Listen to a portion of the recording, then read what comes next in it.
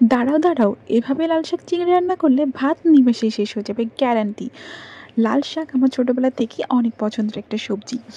লাল শাক থাকলে আমার আর কিছুই দরকার হয় না, আর এর সাথে যদি চিংড়ি দেওয়া হয়, ভাই বেস্ট হবে। এই জন্য আমি আগে থেকেই বলে রাখছি, ভাত কিন্তু একটু বেশি করেই বসাতে হবে। এর জন্য প্রথমে লাল শাক ভালো করে ধুয়ে পরিষ্কার করে আমি কুচি কুচি করে কেটে নিয়েছি। তারপর খালি প্যানেই আমি লাল শাক আর কাঁচামরিচ আর সামান্য লবণ দিয়ে আমি এটাকে বসাই দিছি। এটা থেকে পানি বের হয়ে হয়ে এটাকে শুকায় ফেলতে হবে, আর সিদ্ধও হয়ে যাবে।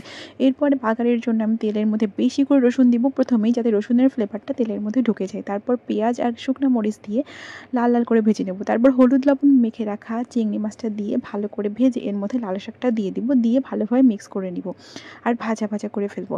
এইভাবে রান্না করলে, শাকের বেসিক রেসিপি এটাই, কিন্তু এভাবে রান্না করলে এত বেশি মজা লাগে যে মনে হয় 1 না 2 প্লেট ভাত নিমেষেই শেষ করে ফেলতে পারবো। আলহামদুলিল্লাহ।